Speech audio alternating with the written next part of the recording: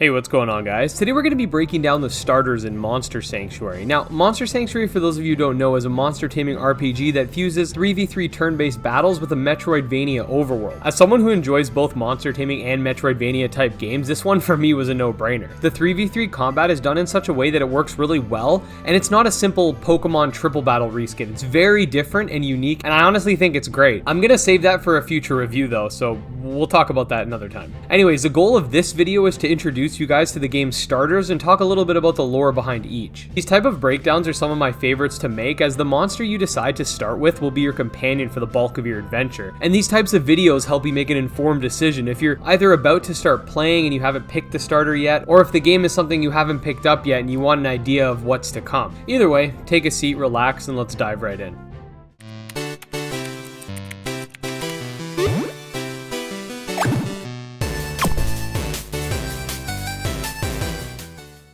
So the starters in Monster Sanctuary are special in that they're more significant than other monsters. They're referred to as spectral familiars, and they're essentially timeless beings that have created some type of pact with a particular bloodline. The familiars never truly die, and if they are quote-unquote killed, they will respawn at a later time. In terms of bloodlines, each familiar is tied to a specific line or family based on the game's canon. Spectral Eagle is tied to the Thiazi bloodline, the Spectral Toad is tied to the Hiket bloodline, the Spectral Lion is tied to the Narasima bloodline, and the Spectral Wolf is tied to the Velas bloodline. For all intents and purposes, the Spectral Wolf is the canon starter of the game. If you were to choose any other starter, the bloodlines would be swapped between the Wolf and whichever starter you've chosen. Other than that, I personally really like that they give the starters so much significance from a lore perspective, as it really adds a level of respect for the starter you chose. The familiars are all relatively wise and have their own distinctive personalities and act as an invaluable asset on your journey. But gushing over the game aside, let's take a look at each one individually and break them down accordingly. The Spectral Eagle is considered to be the bravest familiar and to be the embodiment of the sun itself. Given its ability to control both weather and wind, there are folktales of a land far above the clouds ruled by the Spectral Eagle itself. It's said that the eagle and its first keeper perished during a war between the old kings and the monster keepers. The eagle rose from the ashes again days later, only to weep for its keeper. It specifically focuses on the wind and fire elements, and from the get-go has relatively balanced stats with a defense on the lower side. Some of its base attacks include Explosion, a physical fire attack, Lightning Storm, a magic-based wind attack, and Feather Storm, a physical-based wind attack. Its overworld ability allows the player to glide for a short period of time. Next up is a Spectral Toad, which is considered to be the wisest and most generous of the familiars. There is quite the debate surrounding this creature, as some believe it's the same toad that has been worshipped amongst witches and warlocks since the beginning of time.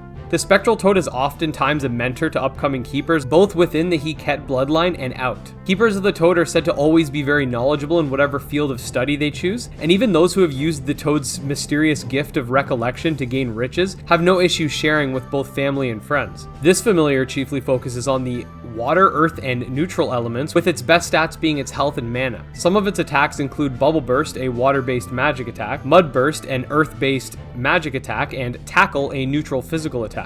Its overworld ability allows it to break vulnerable walls and move heavy objects. Thirdly is the Spectral Lion, who's described as being the most heroic and noble of the familiars. It's said to have spent its life hunting down demons and other evil beings. There are even some ancient texts that attribute the creation of deserts to this beast. Ever since the creation of the Monster Sanctuary, the Spectral Lion has spent its days aiding its various keepers to achieve greatness within the ranks, as those who team up with the lion tend to have a strong sense of justice and remarkable combat sense. This familiar focuses on the fire, earth, and neutral elements, and its stats are quite well rounded, with its health and mana having slightly higher ratings. Some of its base attacks include Ignite, a fire-based magic attack, Stone Rain, a physical earth-based attack, and Claws, a physical neutral attack. Its overworld ability allows it to break through hidden walls and cut through vines. Now, last but certainly not least is the Spectral Wolf, the canonical starter. This beast is said to have a rather complicated history regarding its relationship with humans. Being the most cunning of the familiars, it was both feared and respected. Keepers of the wolf aren't necessarily considered to be very friendly, but are respected for their keen judgment.